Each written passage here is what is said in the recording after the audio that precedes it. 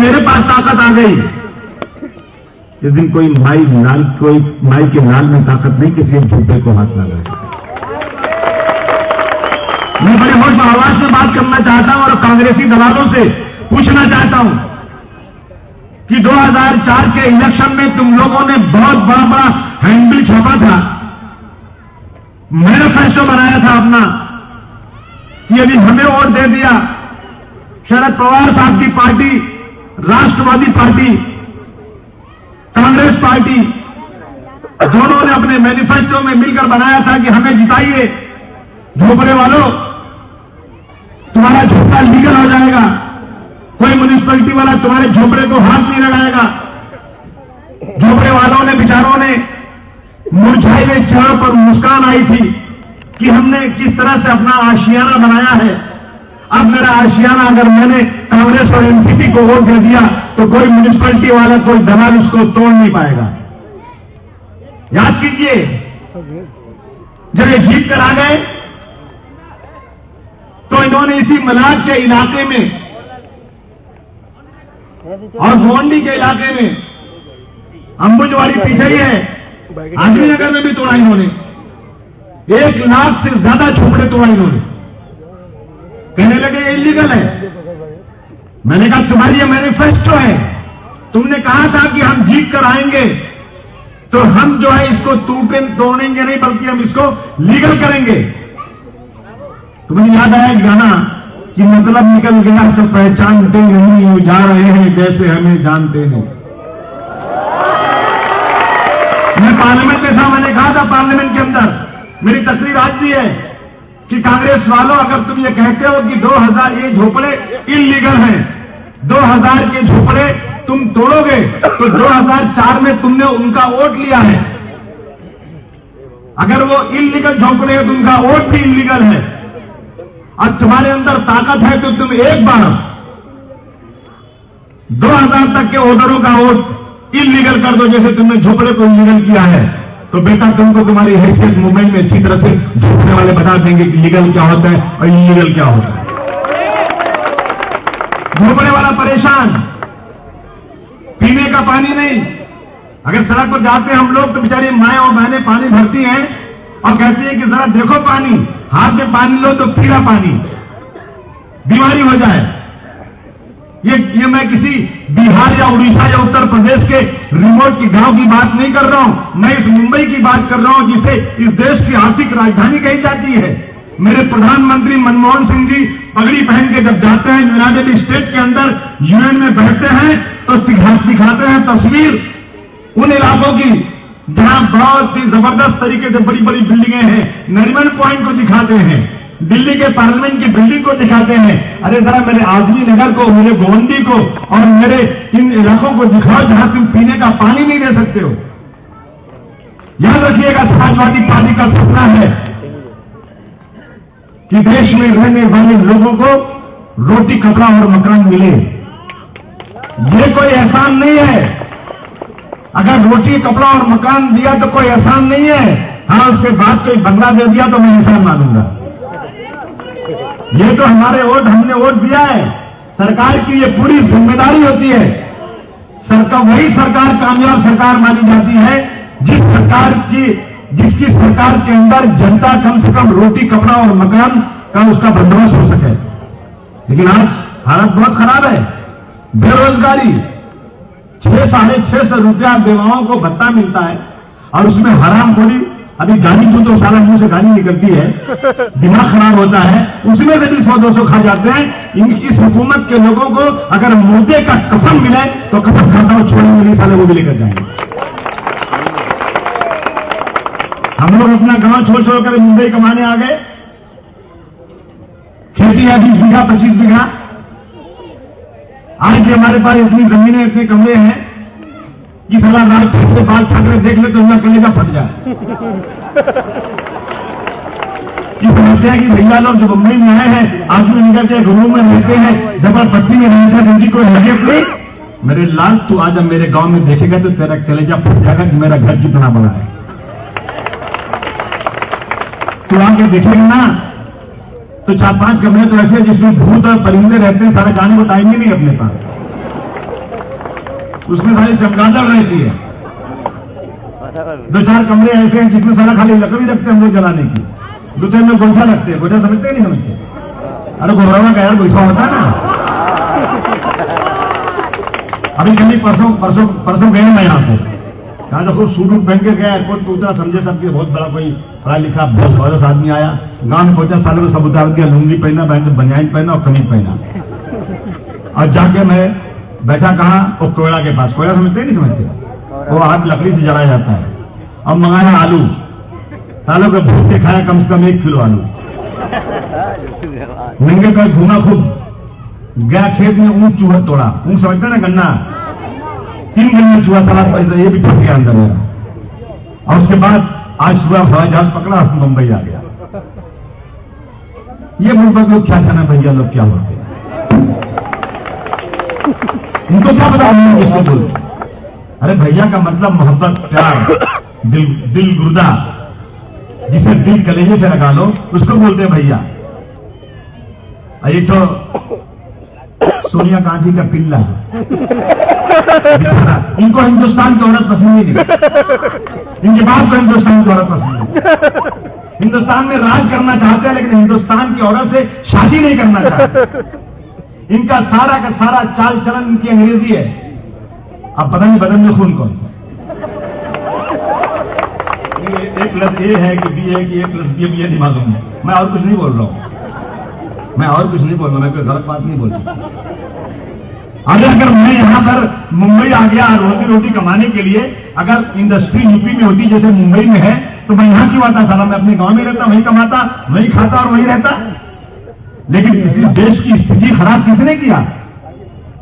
इस देश की स्थिति अगर किसी ने खराब किया है तो कांग्रेस पार्टी ने किया है। यकीन जानना, 64 साल से कांग्रेस पार्टी सत्ता में है और ये सोनिया गांधी का बेटा इस देश का राजकुमार बनना चाहता है। बेटा तू राजकुमार नहीं बन सकता क्योंकि तू सीधी है, तुझे जो भर के दिया जाता वही बोलता है। तुझे मालूम नहीं हिंदुस्तान की हालत क्या है? जब भरा हुआ तू बोलता है ना और कहीं कहीं आंख गड़बड़ा जाती है तो सारा अपनी मर्जी से बोलता है, तो बोलता है यूपी वाले भीख मांगने जा रहे हैं। अरे भीख मांगने तू जा, तेरे खानदान के लोग जा, हम तो भीख बांटने वाले लोग हैं।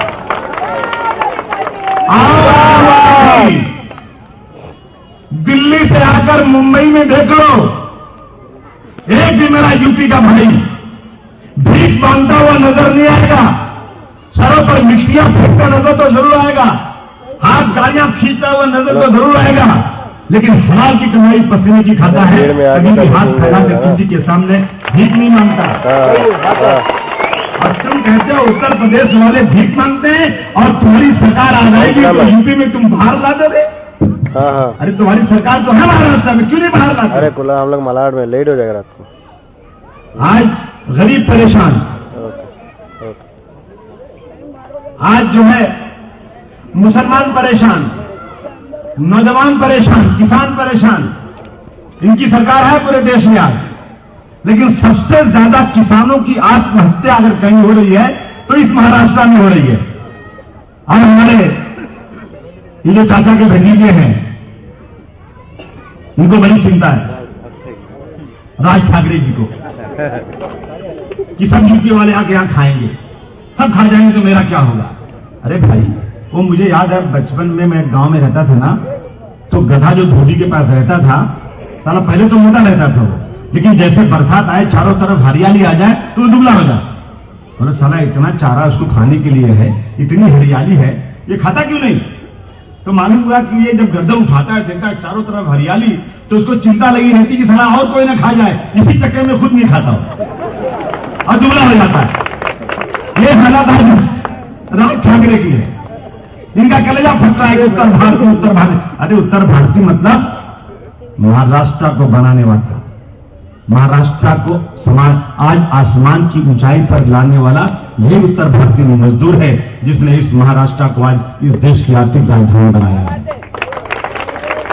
आज तुम चिल्लाते रहो कांग्रेस वालों, तुम कितना दिन से चिल्लाते रहो, एक बार बाका नहीं कर सकते ये लोग।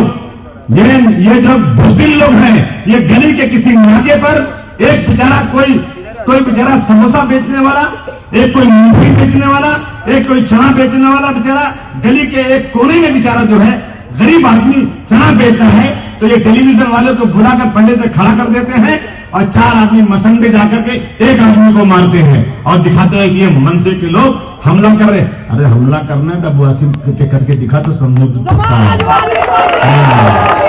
पता से मिल जाएगा, समझ लेना। ये बुजुर्गों का काम है। मेरे देश का ये कल्चर रहा है कि दुश्मनों को भी निहत्था नहीं मारा हमने। हमारे बुजुर्गों ने इस देश के अगर दुश्मन भी निहत्था है उसको भी तलवार दिया है और खुद तलवार लेकर मैदान में लड़े हैं। बराबरी की लड़ाई हुई है, तो किसी चना वाले को मार करके अपने आप को बहुत मर्दानगी मत दिखाओ। कांग्रेस पार्टी कर रही है आज ये, इनका मुद्दा ये है भैया लोगों को भगाओ, झोपड़े तोड़ो, इनको यहां से निकालो। मुसलमान परेशान है यार, याद रखिए। मैं मुलायम सिंह यादव की पार्टी का एक सिपाही हूं और मेरा नेता मुलायम सिंह यादव मुसलमान नहीं है। मेरा नेता मुलायम सिंह यादव हिंदू है जो हनुमान की पूजा करता है। लेकिन मैं कसम खाकर इस बात को कह सकता हूं कि मुलायम सिंह यादव कहता है कि मेरी 2 आंखें हैं, एक हिंदू है एक मुसलमान। अगर एक आंख भी खराब हो गई तो ये देश खराब हो जाएगा, ये देश बदसूरत हो जाएगा। आज मुलायम सिंह यादव की सरकार उत्तर प्रदेश में थी, कांग्रेस के लोगों ने कहा शिवराज पाटिल, मनमोहन सिंह, मुलायम सिंह यादव के पास उत्तर प्रदेश में गए, हमने सारे देश में सीमी पर प्रतिबंध लगा दिया। मुलायम सिंह तुमने उत्तर प्रदेश में क्यों नहीं लगाया? मेरा नेता हिंदू होते हुए उसने कहा कि मनमोहन सिंह, शिवराज पाटिल, तुम याद रखो मैं तुमसे बड़ा राष्ट्रवादी हूं, मैं तुमसे बड़ा देश का सेवक हूं। तुम मुझे बता दो, एक गवाही दे दो, एक मुझे ऐसा सबूत दे दो कि सीमी के लोग किसी बम ब्लास्ट में या किसी आतंकवादी गतिविधियों में है। मैं सबसे पहले हिंदुस्तान के सबसे पहले उत्तर प्रदेश के सूबे में सारे सीमी वालों को हाथों में हथकड़ी लगाकर मैं उनको फांसी दिलवाने की कोशिश करूंगा। ये मुलायम सिंह यादव ने कहा था। मैं पार्लियामेंट में था, मैं मीटिंग में था, कहा आप जो है सीमी को बचा रहे हैं। मैंने कहा नहीं, मैं नाइंसाफी को होने नहीं दे रहा हूं। अपने सेक्रेटरी को उन्होंने भेजा, बोला लाओ मेरे पास एक भी गवाही दो कि मुसलमानों की ऑर्गेनाइजेशन सीमी आतंकवादी गतिविधियों में है। खुदा की कसम एक भी एविडेंस नहीं आया। मुसलमानों का वोट मांगने वाले कांग्रेस के लोगों, कांग्रेस के दलाल, तुमको शर्म आना चाहिए। 8 साल तक सीमी पर मुकदमा चला है दिल्ली में। 8 साल बीजेपी ने बैन लगाया था। वो उस वक्त लगाया था जब अमेरिका में वर्ल्ड ट्रेड सेंटर पर बमबारी हो गई थी। इस्लामिक आतंकवाद के नाम से पूरी दुनिया में कोहराम मच गया और यहां से राष्ट्रवादी के होम मिनिस्टर थे छगन भुजबल साहब, उनका कलेजा फट गया कि हाय मेरे अमेरिका पर बमबारी हो गई है। तो ये मुसलमानों का नाम है, तो सबसे पहले मैं हिंदुस्तान में मुसलमानों की ऑर्गेनाइजेशन सीमी के ऊपर बैंड लगवाने के लिए ऐलान करता हूं। बीजेपी को मिल गया चांस, उसने बैंड लगा दिया। मुकदमा चला 8 साल तक। मैं छाती ठोक कर कहना चाहता हूं, 8 साल मुकदमा दिल्ली के अदालत में चला और हाई कोर्ट के ट्रिब्यूनल ने फैसला किया। एक महिला जज, उसने कहा कि 265 पेज के जजमेंट पे उसने लिखा कि मेरे हाथ कानून से बंधे हुए हैं, मैं फैसला करूंगी तो गवाही के ऊपर, विटनेस के ऊपर मैं फैसला करूंगी। इसलिए मैं आज होशो हवास में फैसला करती हूं कि सीमी के ऊपर से बैंड उठा दिया जाए। वकील कौन थे सीमी के? सलमान खुर्शीद। सलमान खुर्शीद डॉक्टर जाकिर हुसैन के नवासे। आज हिंदुस्तान में मुसलमानों की देखभाल की जो मंत्रालय है उसी के वो मंत्री हैं। उन्होंने फीस लिया, बैरिस्टर है, बहुत पढ़े लिखे हैं। उन्होंने सीमी का मुकदमा लड़ा और सीमी के ऊपर से ये जजमेंट आया कि सीमी के खिलाफ कोई चीज नहीं है। उसके बाद भी आप सीमी को आतंकवादी कैसे कह सकते हो? ना मुझे सबूत दो। सबूत कुछ नहीं है, तुमको अच्छा नहीं लगता मुसलमान, इसलिए तुम कहते हो कि मुसलमानों की ऑर्गेनाइजेशन को बैंड लगा दो। आज दिग्विजय सिंह बार बार चिल्ला कर ये कहते हैं कि सीमी और आरएसएस दोनों एक सिक्के के 2 पहलू हैं। सीमी और आरएसएस में कोई अंतर नहीं है। मुझे इस्लाम दिन खान आज एक मीटिंग में मिला और सर वो लोग भाषण कर रहे थे, मैं भी भाषण कर रहा था। मैंने कहा बहुत मुझे खुशी है कि मैं दिग्विजय सिंह के साथ खड़ा हूं, वो दिग्विजय सिंह जो आज दिल्ली में सोनिया गांधी के पल्लू में बैठकर लड्डू खाते हैं। वो दिग्विजय सिंह तो कोई छोटे मोटे नेता नहीं है, देश के बहुत बड़े नेता हैं, राजा है, राजा साहब। ये कहते हैं कि सीमी और आरएसएस एक ही सिक्के के दो पहलू हैं। तो मैं आपसे पूछना चाहता हूं कि सीमी पर तो बैंड लग गया, आरएसएस पर बैंड कब लगेगा? तो कहा कि ये उसका हल नहीं है। मैंने कहा हल क्यों नहीं है? कहा नहीं, आरएसएस के लोगों पर बैंड लगाना हल नहीं है, मुसलमानों पर बैंड लगाना हल है। क्यों भाई? जजमेंट का क्या हुआ? कोई जवाब नहीं उनके पास। याद रखिएगा, जब सीमी पर बैंड लगा और आरएसएस हाई कोर्ट ने ऑर्डर दे दिया कि बैंड उठा लो, ये कांग्रेस जो आपके पास वोट मांगने आती है और पूरे देश में चिल्ला चिल्ला कर कहती है कि बीजेपी और आरएसएस के लोगों की सरकार नहीं आना चाहिए, वही कांग्रेस ने जाकर के सुप्रीम कोर्ट से फिर सीमी पर बैंड लगवा दिया। आज इस सीमी के लोग अपना घर छोड़ करके कोई उत्तर प्रदेश में, कोई दूसरे मुल्कों में भाग रहा है, कोई मुकदमा नहीं है, लेकिन सीमी के मेंबर थे, कब थे? जब उनकी उम्र 30 साल की थी, आज 50 साल के हो गए, लेकिन अपने देश में चैन से बैठ नहीं पा रहे।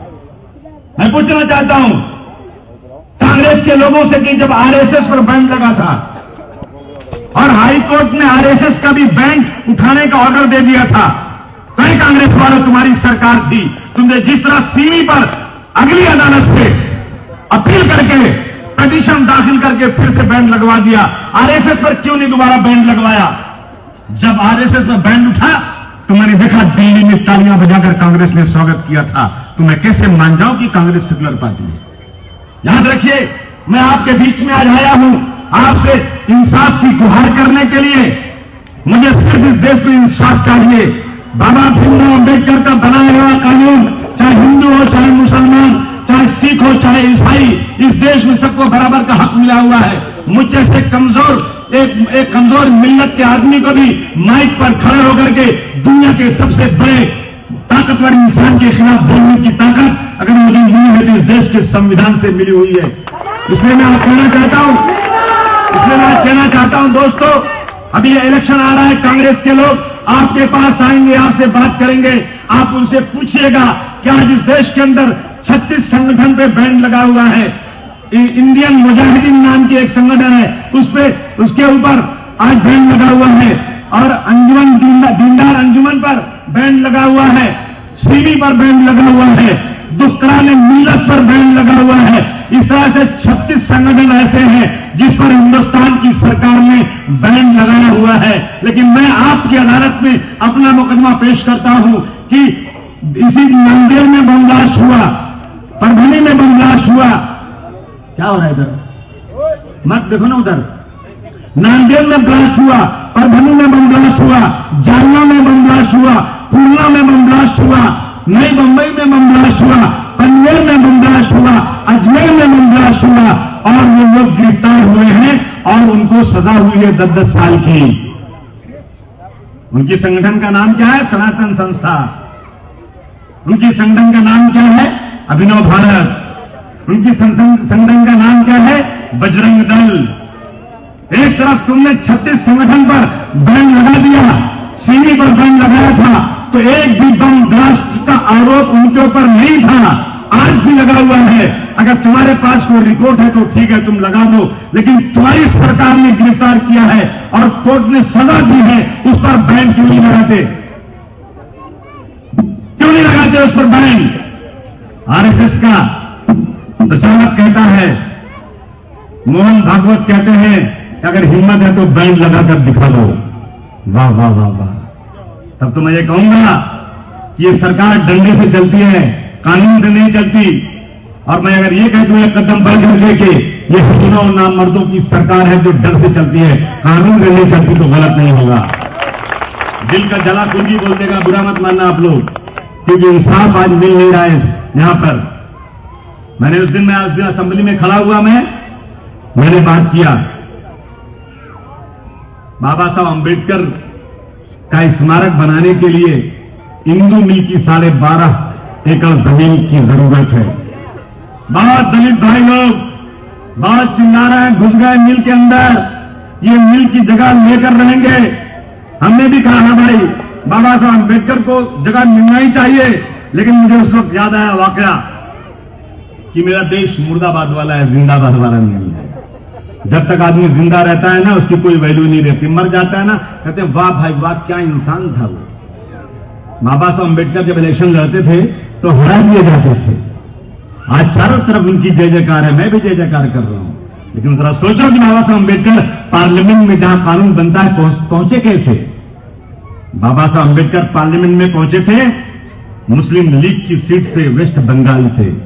मुसलमानों ने अपनी सीट को रोका और कहा कि हम इस देश के एक नामवर, तालीम याफ्ता, इंटेलेक्चुअल पढ़े लिखे आदमी को, जो इस देश में गरीबों की लड़ाई लड़ रहा है, अगर महाराष्ट्र में लोग उसको नहीं इज्जत करते, कांग्रेस के लोग अपना उम्मीदवार खड़ा करके हरा देते हैं, तो हम राज्यसभा बैकडोर से मुसलमानों की सीट पर बाबा साहब अम्बेडकर को भेजते हैं ताकि वो अच्छा काम कर सके। मैंने कहा मुझे गर्व है कि मैं उसी परिवार का हूं। हिंदू मिल की जगह चाहिए। सबने चिल्लाया कि टेलीविजन पर मेरी फोटो छप जाए। छप जाएगी तो क्या होगा? दलित भाइयों का वोट मिल जाएगा। अच्छा है, जरूर वोट लीजिए। मेरा एक एमएलए है नवाब मलिक, ये तो यहां का भी एमएलए, उसका नाम क्या है, जो मेरे पास ही सीख कर गया। तो मैं बार बार खाली एक ही शेर पढ़ता हूं कि कितने कमजोर हैं ये गुब्बारे, चंद सांसों में भूल जाते हैं। कितने कमजोर हैं ये गुब्बारे, चंद सांसों में भूल जाते हैं। और जब कमीने उरूज पाते हैं तो आप भूल जाते हैं। बहुत चिल्लाया। हमारे जो हाउस के असेंबली के जो स्पीकर साहब थे, उन्होंने गुस्से में सस्पेंड कर दिया नवाब मलिक को।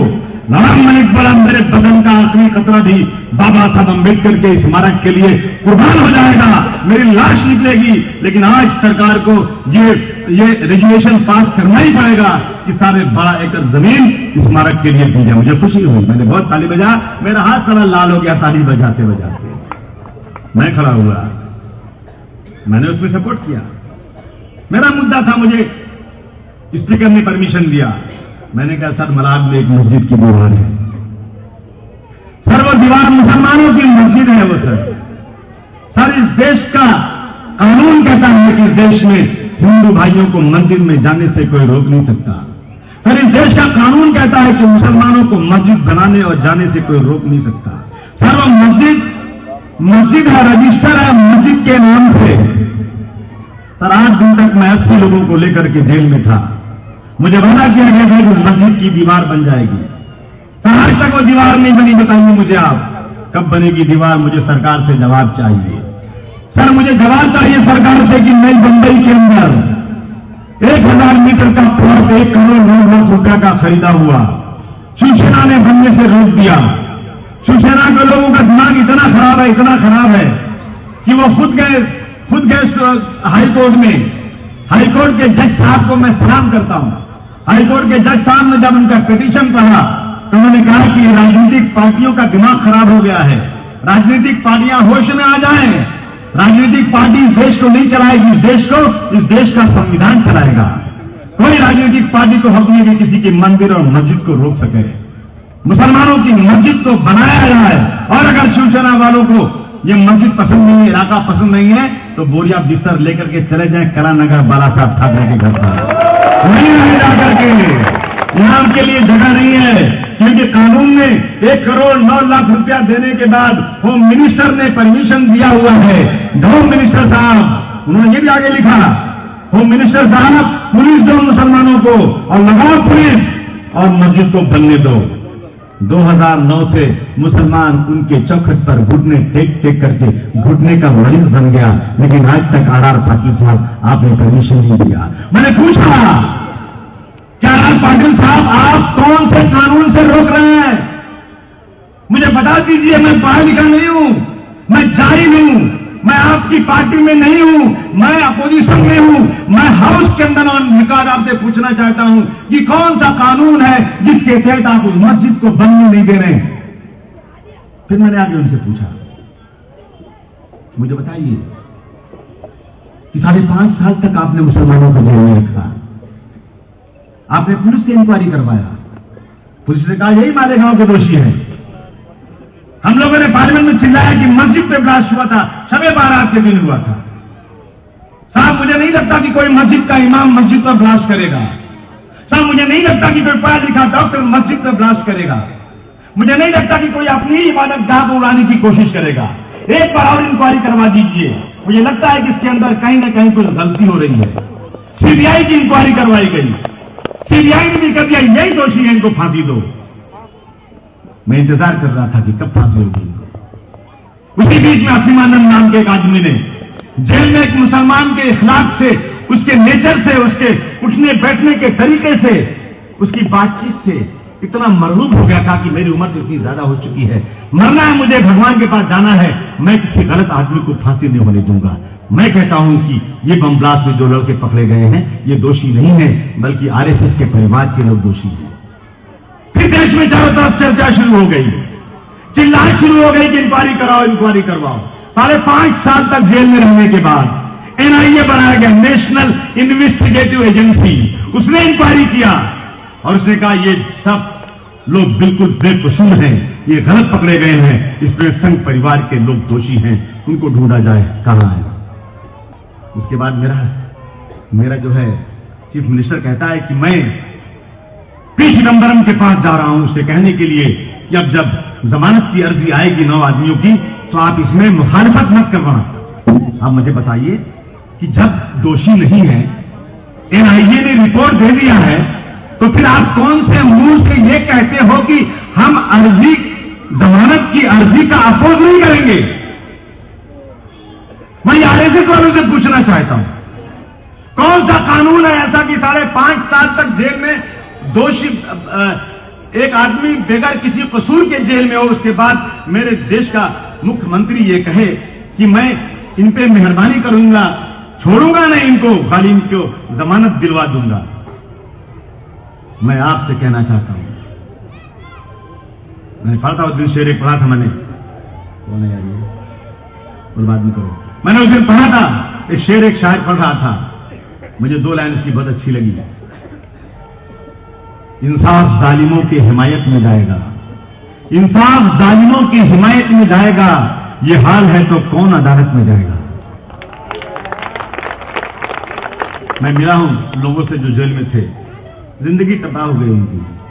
अगर मैं आज ये मांग करूं, अबू आसिम लाखों रुपया टैक्स भरता है, करोड़ों में टैक्स भरता है, इस देश का निवासी है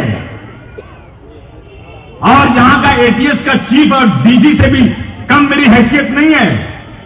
तुमने मुझे 1 साल जेल में बेकसूर रखा, तुमने 5.5 साल तक उन नौजवानों को जिनकी कोई गलती नहीं थी जेल में रखा। वो अगर बेकसूर है तो कसूरवार कौन है? किसी न किसी ने तो हमारे गांव में बम ब्लास्ट किया ना, और इंक्वायरी जिन्होंने किया उनको पगार दी जाती है, बहुत बड़ी पगार, लाल बत्ती दी जाती है, और चलते हैं तो जैसे लगता है इसी देश के राजा हैं ये लोग। इनका दिमाग बहुत खराब है पुलिस वालों का, ये जिसको चाहे मार दें, लेकिन इनको अगर मार दिया ना तो हाथ पैर तोड़ डालेंगे ये। मुझे याद आता है अंग्रेजों का जमाना था, 1857 की गदर हुई, जब मंगल पांडे ने ललकार लगाई, पूरे देश का जवान सड़क पर आ गया। अंग्रेजों को हुकूमत की ताकत नहीं थी उसको रोकने की, तो अंग्रेजों ने 1860 में कानून बनाया, पुलिस एक्ट बनाया। अंग्रेजों की सरकार, अंग्रेजों की पुलिस और यहां की जनता उन पुलिस वालों को डंडा दे दिया और कहा कि हिंदुस्तानियों को जितना चाहो मारो, और अगर हिंदुस्तानी ने डंडा खींच के तुमको मार दिया तो तुम मार मार के उनको मुआ दो, तुमको कोई पूछने वाला नहीं। 1947 में चले गए अंग्रेज, वो डंडा आज तक पुलिस के हाथ में है। पुलिस जिसको चाहती है डंडा मार देती है, मारने का कोई हक उनको नहीं है। इन्होंने 5.5 साल तक जिनको जेल में रखा है उसमें से आदमियों का पैर फ्रैक्चर कर दिया, 5.5 फुट की ऊंचाई से बोला कूदो, उसने कहा सर मेरा पांव टूटा हुआ है, कहा कूदो, उसके बाद उसको कूदाया है उन्होंने ऊपर से। उन्होंने उसकी शर्म गांव में डंडा डाला है, उन्होंने उनको नंगा किया है, मां बाप के सामने नंगा किया है, और कोई गलती उनकी नहीं है। मैं आया हूं आपके पास इंसाफ मांगने के लिए कि अगर इस देश में ये होगा तो कहां जाएंगे हम लोग, कहां जाएंगे गरीब। मेरी ये उत्सुकता है, मेरे बाल बच्चे यहीं पलते हैं, इसी देश के हैं, इस देश की रोटी खाते हैं, हमको इस देश के लिए अपने बदन के आखिरी कतरे को भी निछावर कर देना है। हमें ये संकल्प लेना है कि अगर पाकिस्तान से लड़ाई हो जाए, वो पाकिस्तानी जो कल हमारे भाई थे, एक ही मां के दो बेटे, एक हिंदुस्तान में है, दूसरा पाकिस्तान में, लेकिन अगर सरहद पे बिगड़ बच गया तो मैं अपने घर नहीं जाऊंगा, बल्कि जाऊंगा सरहद पर, और सामने पाकिस्तानी चाहे मेरा भाई खड़ा हो, मैं तोप से उसकी जान ले लूंगा, लेकिन मेरे हाथ भरेंगे नहीं। ये मैं किसी को खुश करने के लिए नहीं बोल रहा हूं, ये मेरे बुजुर्गों ने किया है इस देश के अंदर, इसलिए मुझे इस देश से प्यार है। मोहम्मद अली जिन्ना ने कहा था कि आओ मुसलमानों, तुम्हारे लिए एक मुल्क बना दिया पाकिस्तान, लेकिन मुझे मेरे पुरखों को इस मुल्क में कहा गया था कि पाकिस्तान तो मुसलमानों के लिए बना है, लेकिन हिंदुस्तान किसी एक के लिए नहीं, ये हिंदू मुस्लिम सिख ईसाई सबके लिए बना है। कहां है मेरा हिंदुस्तान, उसे मैं ढूंढ रहा हूं। न बांग्लादेश न पाकिस्तान, ये पूरा का पूरा हिंदुस्तान, उसे मैं ढूंढ रहा हूं। उस हिंदुस्तान में मैं रहता हूं, मेरे बाल बच्चे रहते हैं। अगर मैं इसके खिलाफ करूं तो इस्लाम कभी इसकी इजाजत नहीं देता। गलत है जिस मुल्क में रहो अगर उसके लिए अपनी जान नहीं दो तो। कहते हैं, शायर ने कहा है कि तेरी एक मुश्त खाक के बदले, एक मुट्ठी मिट्टी के बदले, तेरे मुल्क की मेरे मुल्क की एक मुट्ठी मिट्टी के बदले अगर मुझे स्वर्ग मिले तो मैं स्वर्ग को भी नहीं लूंगा, मैं अपने देश की एक मुट्ठी मिट्टी की रक्षा करूंगा। इसलिए मेरा कर्तव्य होता है कि जिसने बम ब्लास्ट किया उसका पता लगाया जाए। आज सबके दिल में ये चेष्टा होगी, आखिर किसने किया। बहुत गुस्सा है पुलिस वाले, कमिश्नर साहब मुझसे, मगर मेरा बाल भांका नहीं कर सकते कमिश्नर साहब आप। मैं भी ताकतवर आदमी हूं, ये सब जनता मेरे पीछे खड़ी हो गई ना तो आपको नानी याद आ जाएगी आपकी। क्या समझते हैं? मेरी डिमांड है ये, अगर मेरी डिमांड सही होगी तो आप लोग हाथ उठाकर मुझे साथ देना, और डिमांड जिसको लगे सही नहीं है वो मत हाथ उठाना। अभी तो मैंने डिमांड बोला ही नहीं। मेरी डिमांड सुनो आप लोग। आप सब चाहते हो कि जो आतंकवादी है वो पकड़े जाएं और उनको फांसी हो, मेरा भाई हो तो साले को 3 बार फांसी देना, मुसलमान हो तो 3 बार फांसी दो, क्योंकि इस्लाम कभी आतंकवाद का सबक नहीं सिखाता। जिन लोगों ने इंक्वायरी किया था, 5 साल अंदर रखा, वो कोई पूरी हजाम नहीं थे, वो तो कमिश्नर थे, वो कोई सड़क पर खोंचा लगाने वाले नहीं थे। उन्होंने तो इंडियन पुलिस की सर्विस किया है। आला दर्जे के जो मुल्क चलाते हैं, ये मंत्री बेचारे तो उनके पीछे खड़े रहते हैं, वो जो कहते हैं वही करते हैं मंत्री। उन्होंने इंक्वायरी किया था, सीबीआई ने इंक्वायरी किया था, और उसके बाद गलत लोगों को पकड़ा था। इसलिए मेरी डिमांड है कि जिन्होंने इंक्वायरी किया था, रघुवंशी जो थाना के कमिश्नर हैं, और मुंबई के महाराष्ट्र के जो डीजी थे, जो कमिश्नर थे एएन रॉय, उन दोनों को गिरफ्तार करो, हाथ में हथकड़ी लगाओ और उनकी ब्रेन मैपिंग करो, तो मुझे उम्मीद है कि मालूम पड़ जाएगा कि किसने बम ब्लास्ट किया। बताइए आप मेरी बात से सहमत हैं कि नहीं? सहमत है तो हाथ उठाइए।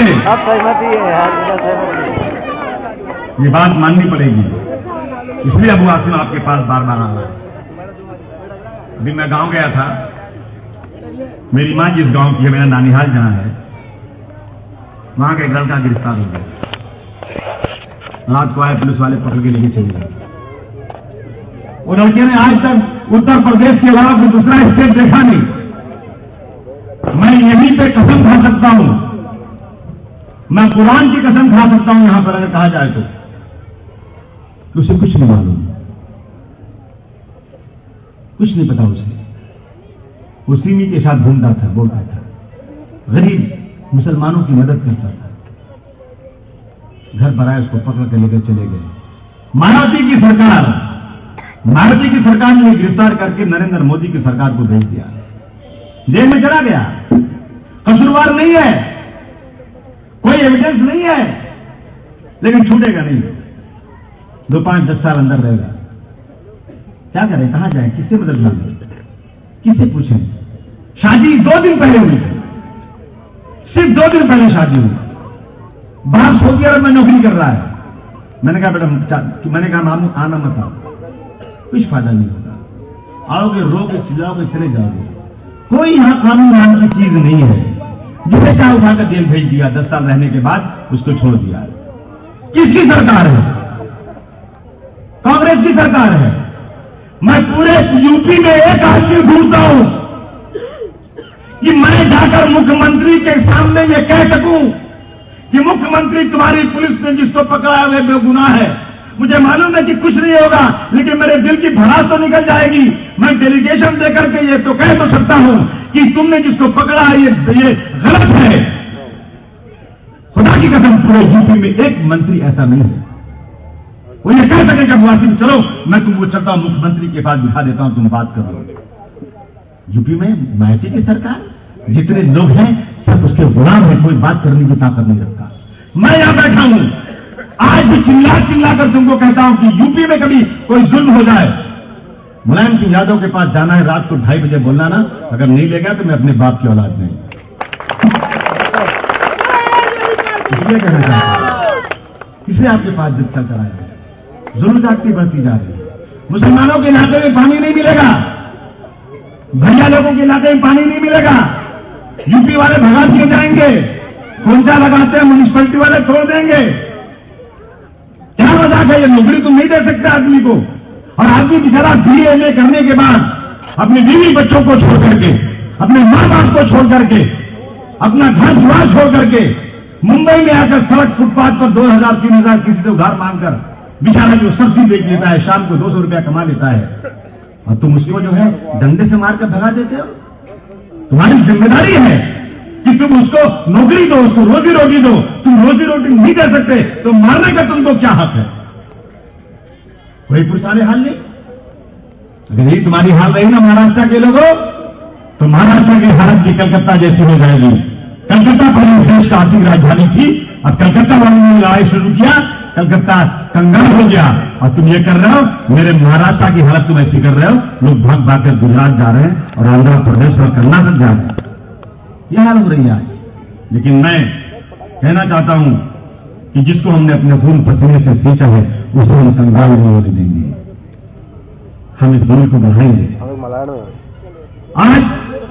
आज कांग्रेस पार्टी यहां पर FDI लाना चाहती है, फॉरेन का, यहां पर फॉरेन का इन्वेस्टमेंट, डायरेक्ट इन्वेस्टमेंट काहे में? हवाई जहाज की कंपनी में नहीं, बड़ी बड़ी इंडस्ट्री में नहीं, पर छुटन की दुकान में। मैं गया था अभी लंदन गया था मैं लंदन से स्कॉटलैंड घूमने गया। स्कॉटलैंड में एक डॉक्टर मेरे पास आए, उन्होंने कहा आसिम भाई मैं 35-40 साल पहले जब स्कॉटलैंड में आया था तो FDI यहां लाई जा रही थी। यहां के किसानों ने, यहां के छोटे छोटे दुकान वालों ने बहुत एहतजाज किया कि हम FDI को यहां मंजूर नहीं करेंगे। यहां की सरकार ने दबाव में, अमेरिका के दबाव में आकर के इन्होंने कहा कि नहीं, ये जो बड़ी बड़ी कंपनियों को 2-4 दुकानें आ रही है, शहर से 5 किलोमीटर दूर इनको जगह दे दिया जगह उन्होंने। अगर जगह का भाव 1 करोड़ रुपया था तो उन कंपनियों ने भाव 1.5 करोड़ रुपया दे दिया। खुश हो गए लोग, अरे वाह क्या अच्छे लोग हैं, तो साले बहुत पैसा दे रहे हैं। जब सब्जी का भाव सस्ता था तो महंगी सब्जी खरीदना शुरू कर दिया और उसके बाद सस्ती बेचना शुरू कर दिया। जितने किसान थे परेशान हो गए कि हमारी सब्जी कौन खरीदेगा। सब लोग जाकर के एयर कंडीशन दुकान में, बड़ी बड़ी अच्छी अच्छी मॉल के अंदर सब्जी, अंडा, दुनिया की हर चीज एक ही दुकान छत के अंदर मिलने लग गई। ये स्कॉटलैंड की बात कर रहा हूं, हिंदुस्तान की नहीं, जो डेवलप कंट्री है। और जब 10 साल 15 साल गुजर गए तो सारी परचूटन की दुकानें बंद हो गई। किसानों ने आत्महत्या किया स्कॉटलैंड के अंदर। जब सब दुकानें बंद हो गई तब ये बड़ी कंपनियों ने कहा कि भाई तुम्हारा अंडा तो छोटा है साला, इसका भाव तुम इतना नहीं देंगे, हम अफ्रीका का अंडा लाएंगे, नहीं तो तुम इतने में हमको दो। तुम्हारी सब्जी जो है ये अच्छी नहीं लगती हमको, तुम्हारा सामान जो यहां का बना हुआ ठीक नहीं है, तुम इसको कम में दो, नहीं तो मैं जब बेचने वाला कोई बचा ही नहीं है। तो मजबूर हो गए किसान सस्ते दाम में बेचने पे और सारा धंधा छोटा खत्म हो गया, उन लोगों ने कब्जा कर लिया। मुझे बताइए आप हिस्ट्री पढ़िए हिंदुस्तान की। ईस्ट इंडिया कंपनी हिंदुस्तान में आई थी धंधा करने, व्यापार करने आई थी। एक कंपनी व्यापार करने आई थी और आकर के हिंदुस्तान में ऐसा जबरदस्त तरीके से अपने आप को जमा लिया कि कई सैकड़ों साल तक हमारे लोगों ने उनको भगाने में लगाया। आज हमारे मुल्क में अगर जब फॉरेन की कंपनी आ रही है तो क्या हमें मदद करने आ रही है? इतनी हमसे मोहब्बत इनको हो गई, हमको मदद करने आ रहे हैं? हमें लूट कर ले जाने के लिए आ रहे हैं। और मैं इस बात को कसम खाकर कह सकता हूं कि कांग्रेस पार्टी इस देश को लुटवाना चाहती है अंग्रेजों के दमरूप के ऊपर। ये देश में कुछ लोग, कुछ 100 लोग हैं जो अमीर हैं, उनको अमीर जमीन बना देना चाहती है और गरीबों को इस देश में मार देना चाहती है। यहां रखना, मैं सचमुच कह रहा हूं। मैं पार्लियामेंट में बैठता था, खुदा की कसम। मुरली मनोहर जोशी मेरी कमेटी के चेयरमैन थे। बुलाई गई कमेटी, कॉमर्स कमेटी को, इस देश के किसानों के आंदोलन के बड़े बड़े नेताओं को बुलाया गया और कहा गया कि हम अपने किसानों को मदद करना चाहते हैं कि मेरा किसान भुखमरी पे ना हो, इसको हम मदद करें ताकि दुनिया की बाजार में मेरा किसान भी खड़ा हो सके। लेकिन अमेरिका कहता है नहीं, तुम अपने किसानों को मदद करोगे तो याद रखना हम अपना गंगा छुड़ा देंगे। अबे तू होता कौन है? मेरा पैसा मैं अपने किसानों को देना चाहता हूं, लेकिन अमेरिका कहता है तुम्हारी नीतियां पहले मैं पढ़ूंगा, उसके बाद पास करूंगा। याद रखना, आज अमेरिका की दबाव में हिंदुस्तान चल रहा है। इसलिए डॉक्टर राम मनोहर लोहिया ने एक बार में 500 बार कहा था, हिंदुस्तान, पाकिस्तान, बांग्लादेश, नेपाल और श्रीलंका का एक महासंघ बनाओ और आपस में सब हो जाओ ताकि अमेरिका जैसी ताकत को हम लोग इसका जवाब पत्थर से दे सकें। आज हम लोग गुलामी की तरफ बढ़ते जा रहे हैं। अमीर अमीर होता जा रहा है और गरीब गरीब होता जा रहा है। 100 माले की बिल्डिंग तो बन सकती है, लेकिन झोपड़े का एक माला बढ़ गया तो तोड़ दिया जाता है। 100 माले की बिल्डिंग क्यों बन सकती है, झोपड़ा एक माला क्यों नहीं बन सकता? अगर मैं उसका मालिक हो गया तो मैं 2 माले का झोपड़ा क्यों नहीं बना सकता?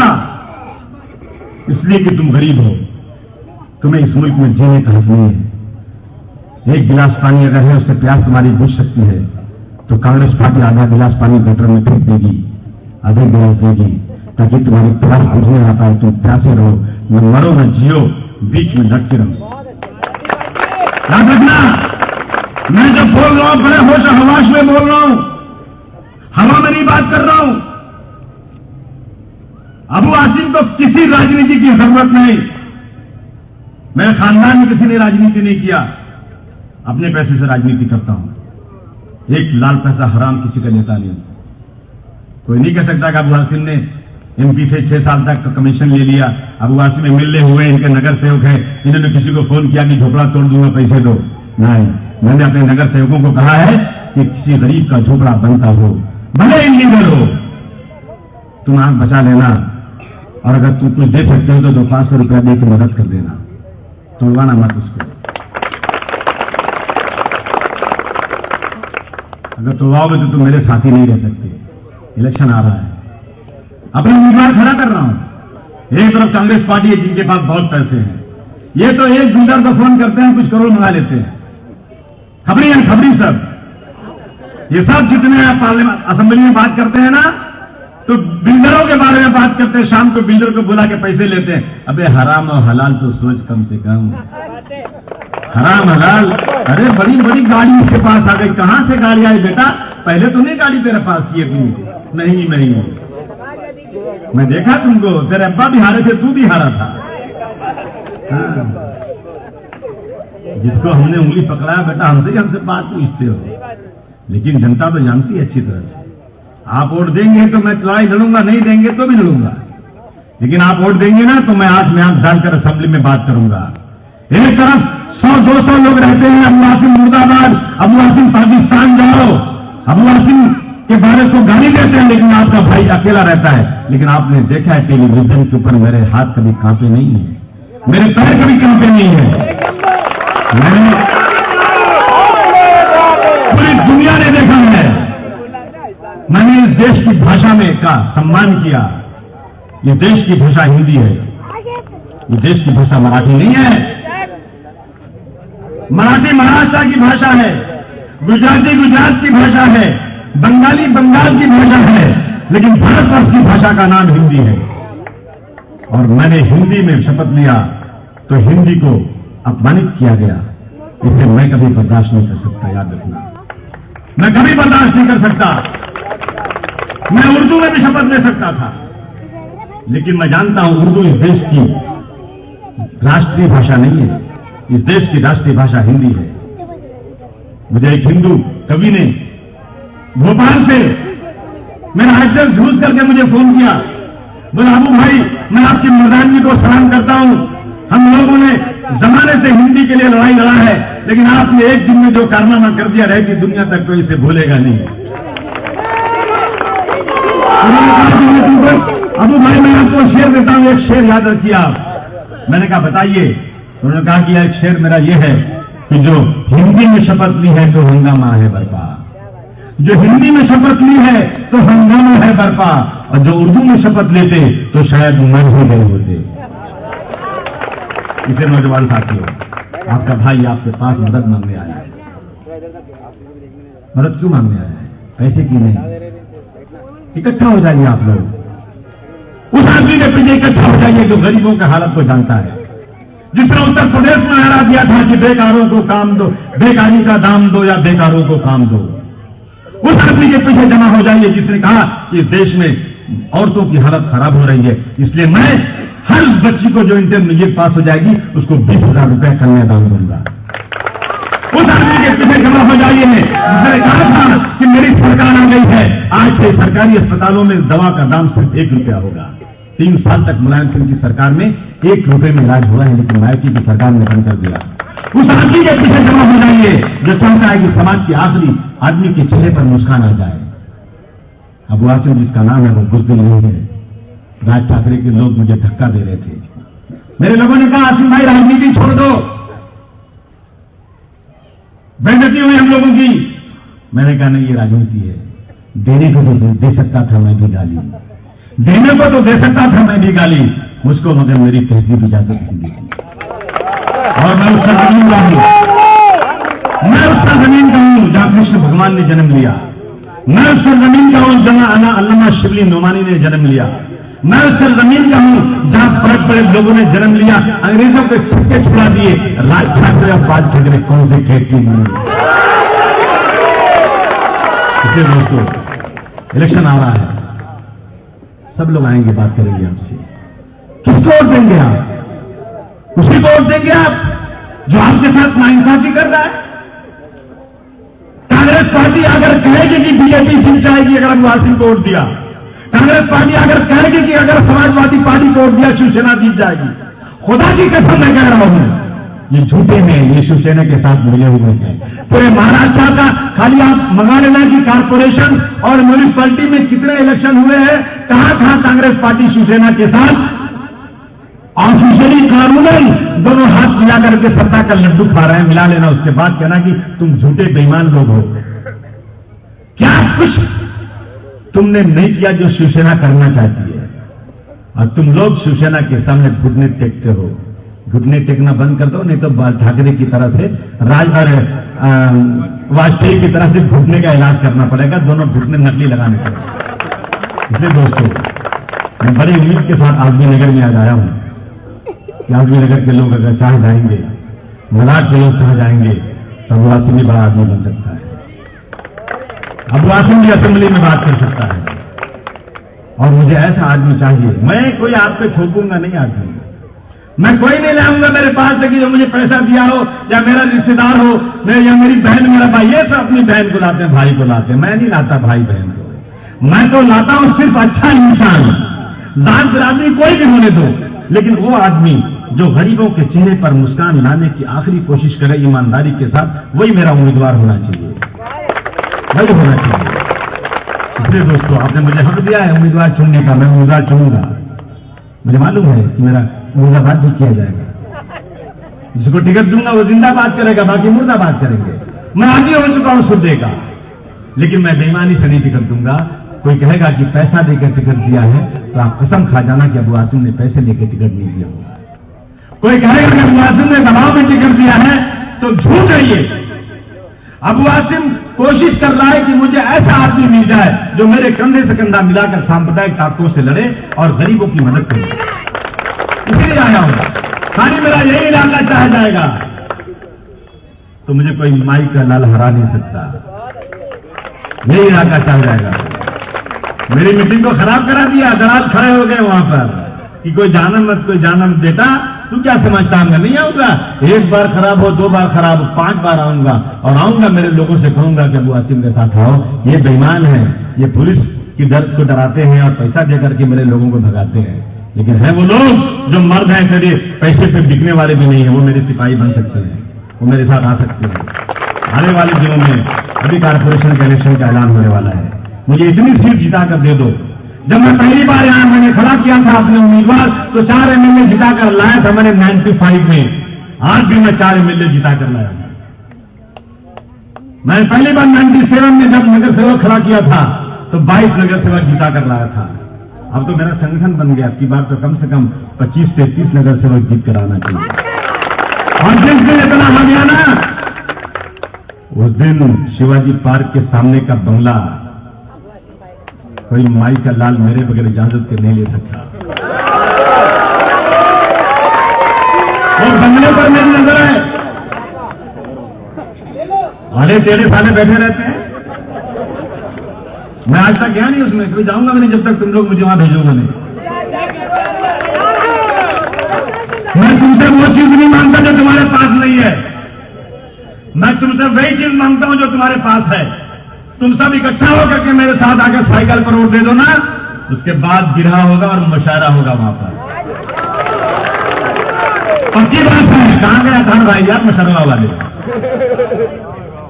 गाँव के गाँव, ये गांव क्यों भरते हैं बार बार? शायर है ना वो शोएब भाई, कहां गए? वही मुशायरा और वही गिरहा, और हम भी रहेंगे बिना साले को।